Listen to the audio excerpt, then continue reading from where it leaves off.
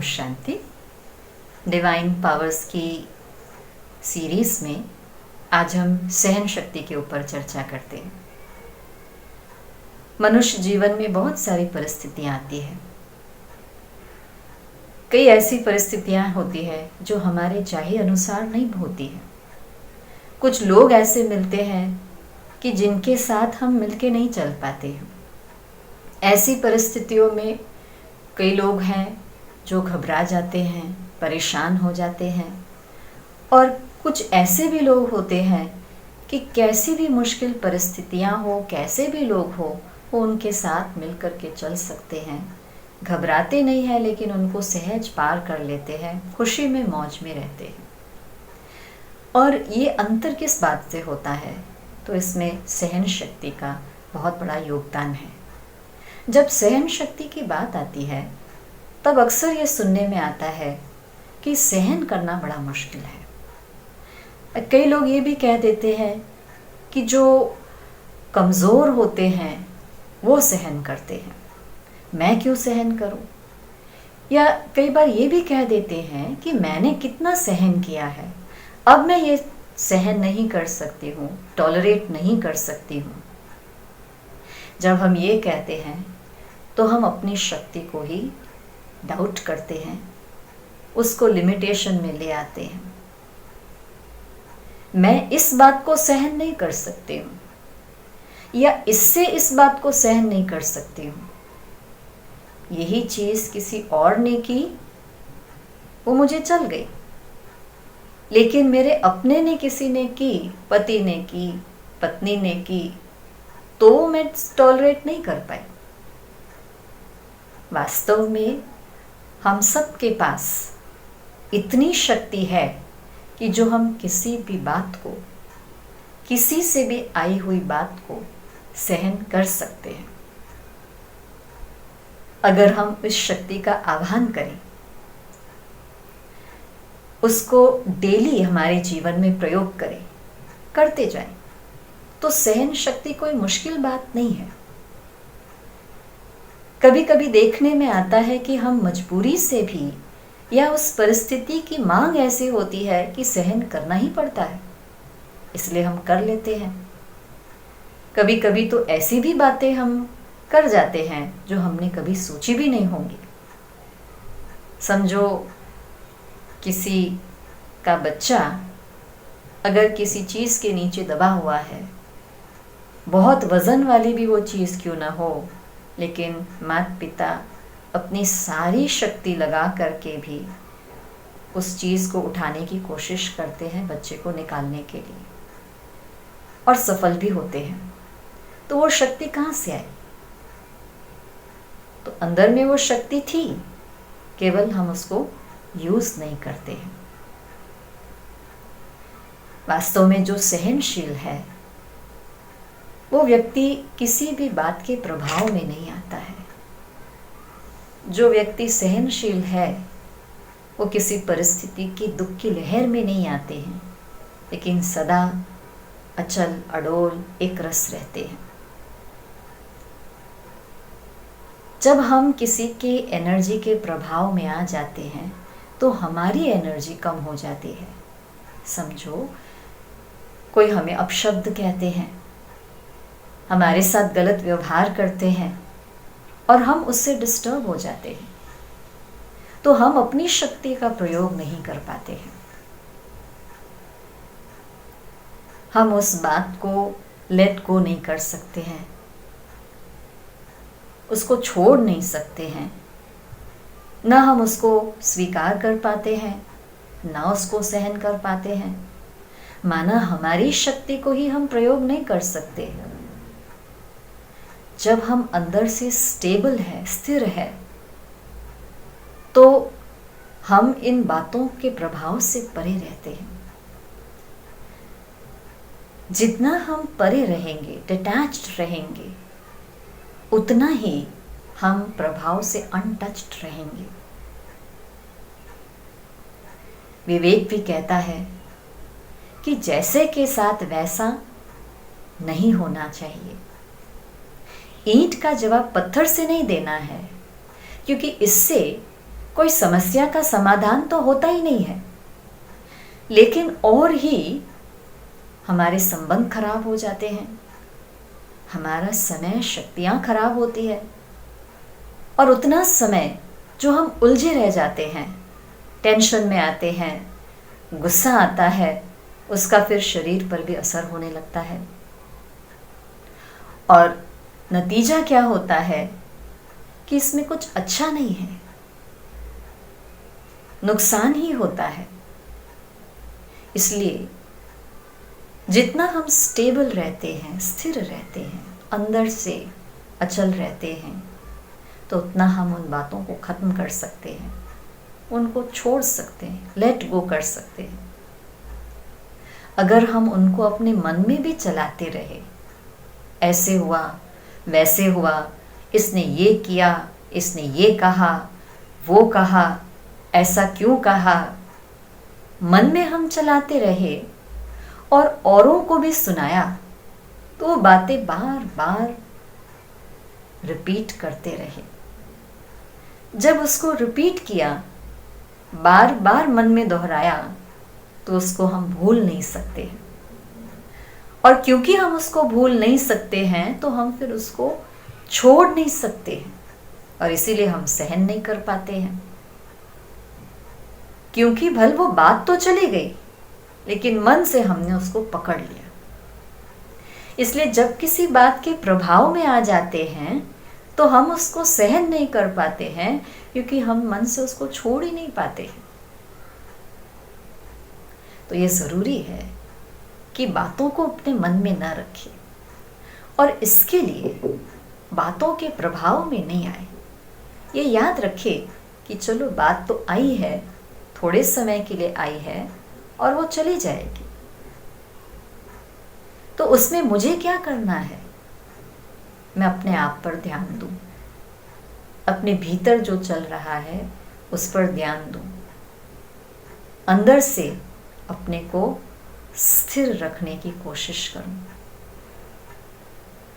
कई बार हम ये कहते कि मैंने बहुत सहन किया है, अब नहीं कर सकते। अब ये वही कहते हैं कि जिन्होंने वास्तव में सहन नहीं किया है। जो सहन करता है उसको तो लगता ही नहीं है कि कुछ सहन किया। सहन करना माना ही पता ही नहीं चला। जब मजबूरी से सहन किया, बाहर बाहर से किया, ऊपर ऊपर से किया, अंदर तो चलता रहा, तब मुख से निकलता है कि मेरे से सहन नहीं होता है, मैंने इतना सहन किया। हम कहते मैं चुप रही, मैंने तो कुछ किया नहीं, मैंने तो कुछ कहा नहीं, मैंने वही किया जो वो चाहते थे, मैंने वही कहा जो वो चाहते थे। तो बाहर से तो हमने वो किया, लेकिन अंदर क्या चला? अंदर में बार बार वो जो बातें हुई, वो हर एक बात रिकॉर्ड रही। अंदर से मैंने घुट करके, दिल को मार करके, मजबूरी से उसको चलाया, सहन नहीं किया। कुछ कर नहीं सकते थे इसलिए चुप रह गए, मजबूरी से चुप रह गए, नौकरी चले जाने के डर से चुप रह गए, या घर से निकाले जाने के डर से चुप रह गए, या संबंधों में गांठें ना आ जाए इसलिए हम चुप रह गए। तो हम चुप रह गए, मुख तो बंद रहा, लेकिन मन बोलता रह गया। कई सालों तक हमने उसको स्वीकार नहीं किया, हमने उसके साथ एडजस्ट नहीं किया, बातों को छोड़ा नहीं। इसलिए फिर मुख से निकलता है कि मैंने इतना सहन किया। वास्तव में जहाँ हम सहनशीलता की बात कहते हैं, तो वो कोई केवल शब्दों की बात नहीं है या व्यवहार की बात नहीं है। सहन जो करना होता है वो दिल से करना होता है। जहां आपस में हमारा प्यार है तो वहां सहन करना मुश्किल नहीं लगता है। जहां प्यार की कमी है वहां सहन करना मुश्किल लगता है।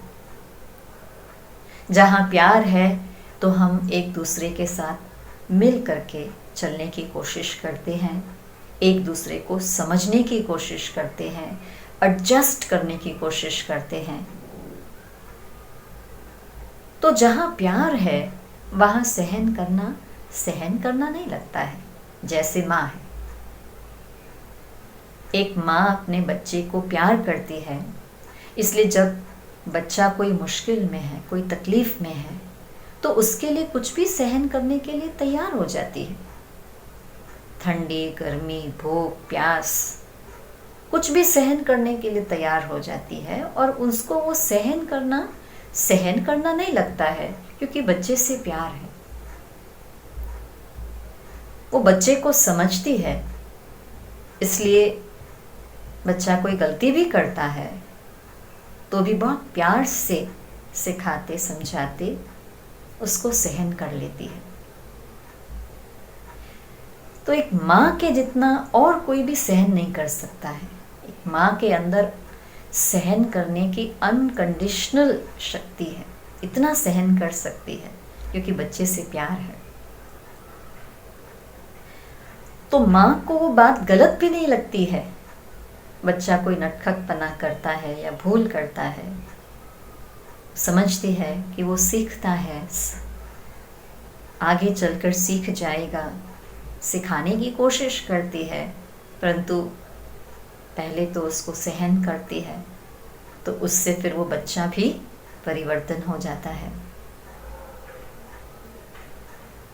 तो हम भी अपने प्रति ऐसे स्नेह से चलें तो हम दूसरों के साथ भी ऐसे स्नेह से चल सकेंगे।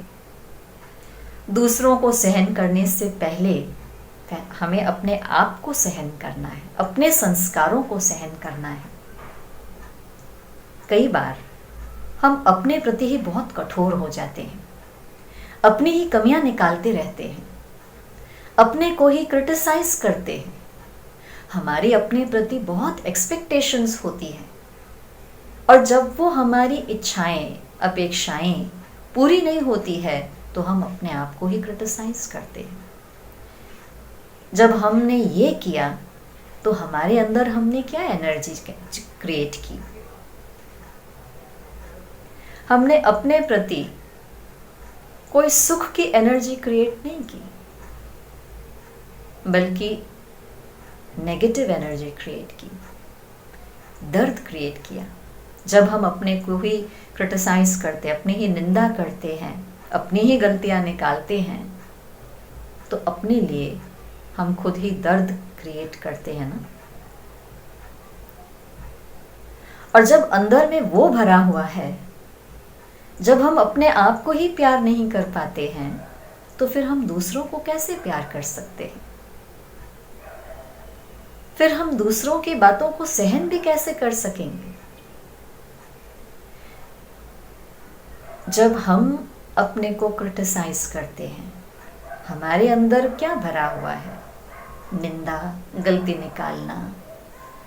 तो जो हमारे अंदर भरा हुआ है वही संस्कार बनते हैं, वही फिर बाहर निकलता है ना। तो दूसरों की भी हम गलतियां निकालेंगे, उनको क्रिटिसाइज करेंगे, जो हमारे अंदर है हम वही बाहर देते हैं। तो जब तक हमने अपने आप को प्यार करना नहीं सीखा, हम दूसरों को प्यार नहीं दे सकते हैं। हम अपने आप की पालना करें तो हम दूसरे की भी पालना कर सकते हैं। और इसलिए दूसरों के साथ रिश्ते बनाने से पहले हम अपने साथ एक प्यार भरा रिश्ता बनाएं। हम अपने मन की पालना माँ के जैसे करें। अपने प्रति मन में कई प्रकार की बातें आती हैं, कई प्रकार के ऐसे विचार अपने लिए हम क्रिएट करते हैं, जिससे कि हम अपने भीतर अपने प्रति ही दर्द क्रिएट कर लेते हैं। वो किसी और ने नहीं दिया होगा, हमने ही बनाया है, लेकिन जो अंदर बनाया है वही बाहर निकलता है। इसलिए अपने लिए, अपने मन के प्रति हम प्यार से पालना करें, प्यार से अपने आप को समझाएं, अपने आप को सहन करें। सहन करना माना समझना और परिवर्तन करना।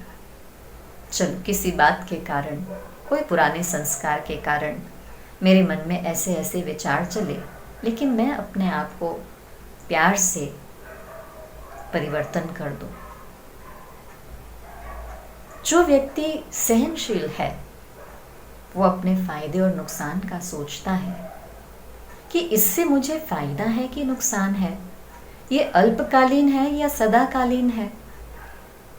जो थोड़े समय की बात है तो उसमें मैं अपनी समय शक्ति क्यों गंवाऊं, या इस प्रकार से चलने से, इस प्रकार से बोलने से, इस प्रकार से सोचने से अगर मुझे नुकसान होता है तो मैं वो क्यों सोचूं। चलो, किसी बात को थोड़े समय के लिए मैंने सहन कर लिया, लेकिन मुझे आगे चलकर उससे बहुत फायदा होने वाला है, तो अपने कल्याण के लिए, अपने भले के लिए मैं सहन कर सकती हूँ। इसी रीति से हम अपने प्रति भी स्नेह और प्यार से अपने को देखें, क्या ये मेरे विचार मेरे फायदे के हैं, क्या इस प्रकार का व्यवहार मुझे मेरे लक्ष्य तक ले जाने वाला है या दूर करने वाला है। तो अपने आप को प्यार से समझा करके अपने आप को परिवर्तन कर सकते हैं। इसी को हम कहेंगे कि हमने सहन किया। और जब हम ऐसा सहन करते हैं, जब हम अपने प्रति स्नेह रखते हैं, तो हमारे अंदर जो एनर्जी क्रिएट होती है वो तो प्यार की ही होती। और जहां अंदर में प्यार ही भरा हुआ है और दूसरी चीज का स्थान ही नहीं है, तो वहां फिर सहन करना मुश्किल नहीं लगता है।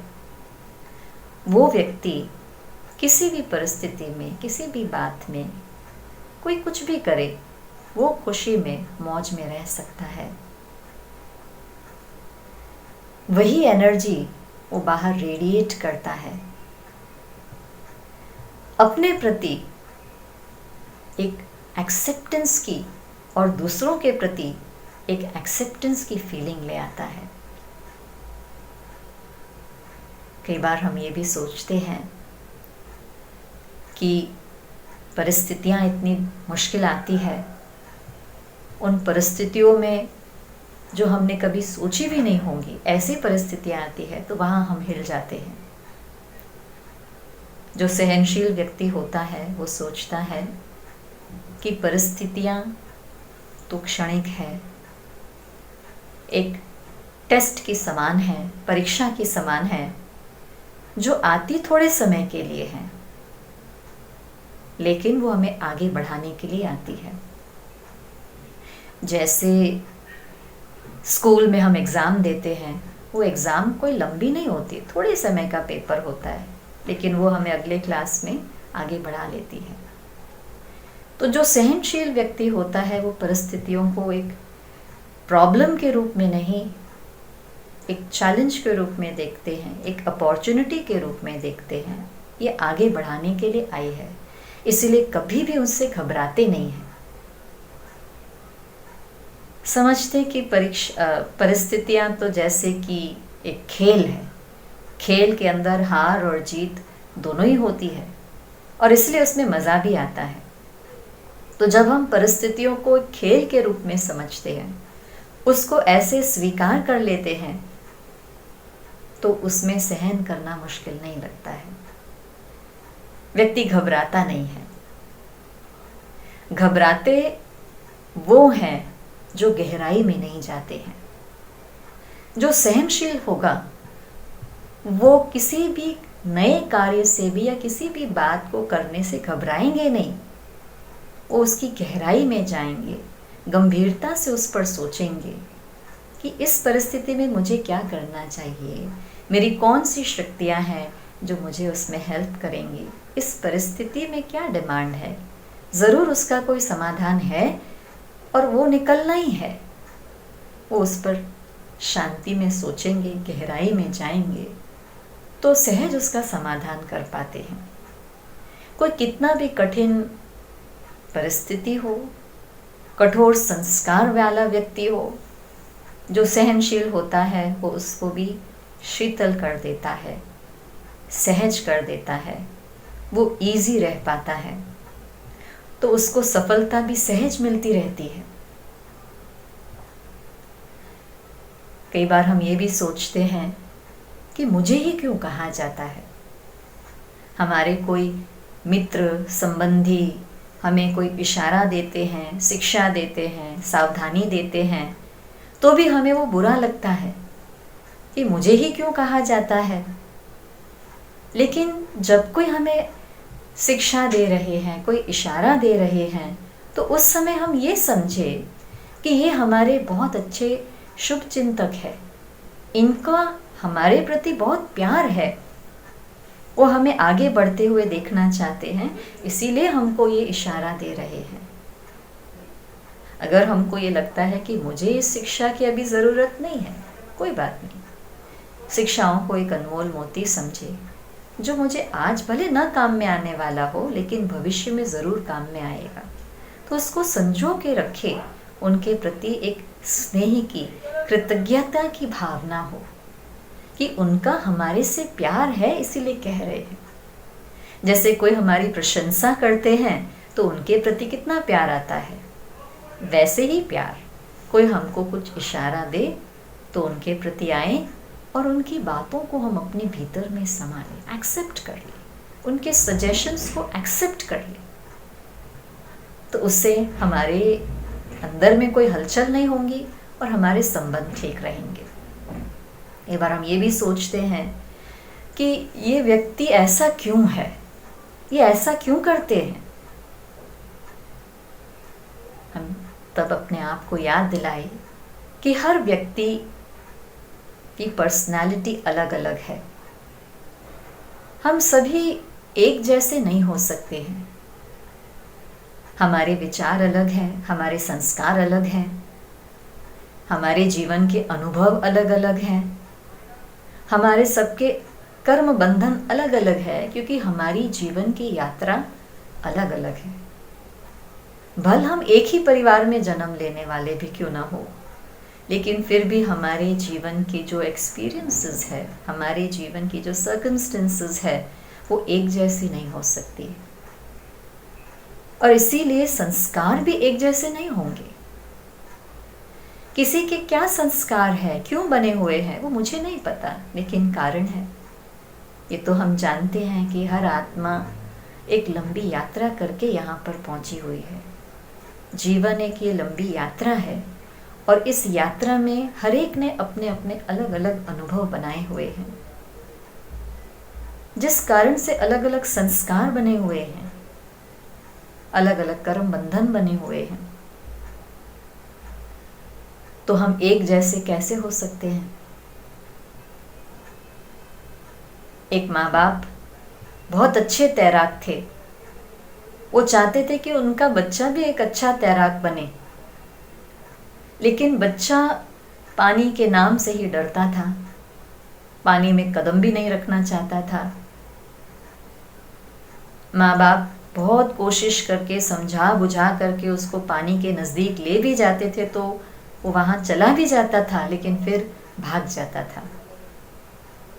अगर उस बच्चे का पास्ट अगर पता चले कि इस आत्मा ने पिछले जन्म में बहुत दर्दनाक तरीके से डूब करके शरीर छोड़ा था, तो वो उसके वर्तमान के व्यवहार को समझ पाएंगे और कभी भी ज़बरदस्ती उसको पानी में नहीं धकेलेंगे, क्योंकि ऐसा करना वास्तव में उसके साथ तो एक बहुत ट्रॉमेटिक एक्सपीरियंस हो जाएगा, दर्दनाक अनुभव हो जाएगा, और वो कभी अपने माँ बाप के ऊपर विश्वास नहीं कर सकेगा। इसलिए हम किसी को भी ज़बरदस्ती बदलने की कोशिश ना करें, किसी को भी कंट्रोल करने की कोशिश ना करें। हम अपना स्नेह दे, प्यार दे, उनको स्वीकार करें, वर्तमान में जो है एक्सेप्ट करें। हमारा ये प्यार, हमारी एक्सेप्टेंस धीरे धीरे उनके हृदय के द्वार भी खोल देंगे और हो सकता है उनको परिवर्तन करने की प्रेरणा आए। हम अपने उदाहरण से दूसरों को प्रेरित कर सकते हैं। जहां दूसरा हमें देखते हैं कि अच्छा, ये इस तरह से परिस्थितियों का सामना करते हैं, ऐसे फेस करते हैं, कि गुस्सा होना, टेंशन में आना यही एक तरीका नहीं है, और तरीके से भी हैंडल किया जा सकता है। तो हमारी सहनशीलता दूसरों को भी सहनशील बनने में मदद करती है, उनको भी उमंग उत्साह दिलाती है। तो जो सहनशील होता है वो स्वयं भी संतुष्ट रहता है, खुश रहता है और दूसरों को भी संतुष्ट करता है। तो जहाँ हम अपने प्रति एक्सेप्टेंस रखते हैं, अपने को प्यार करते हैं, तो दूसरों को भी हम वो दे सकते हैं। एक माँ को जैसे अपने बच्चे से प्यार है, तो एक बच्चे को भी माँ से जो प्यार की अनुभूति होती है वो उसको बहुत ताकत देती है।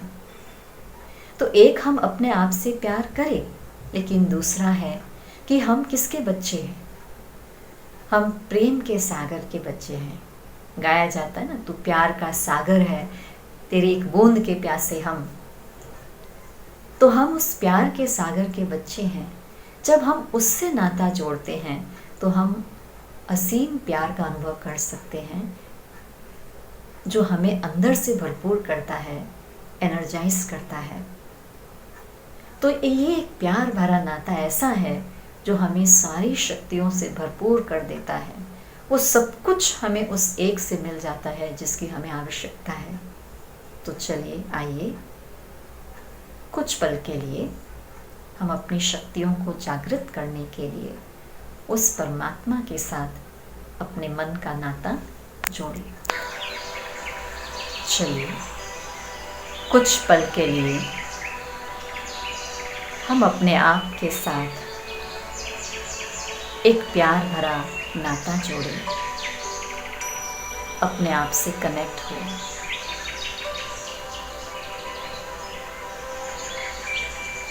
मैं आसपास के सारे आवाज़ों और दृश्यों से अपने ध्यान को हटाकर भीतर अंतर की दुनिया में अपने आप को ले चलती हूँ। मैं परमात्मा का एक बहुत प्यारा लवली बच्चा हूँ।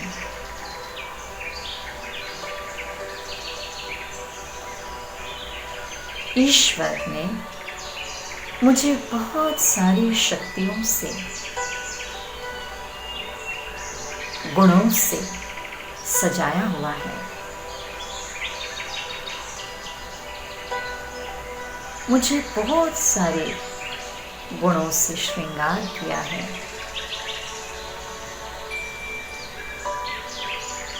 मैं आत्मा उस प्रेम के सागर परमात्मा की दिव्य संतान हूँ। मैं भरपूर हूँ।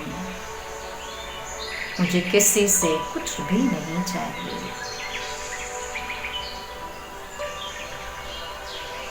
ईश्वर ने मैं जो हूँ, जैसी हूँ, मुझे स्वीकार किया है। मैं भी अपने आप को मैं जो हूँ, जैसी हूँ, स्वीकार करती हूँ। मैं अपने आप में शांत हूँ।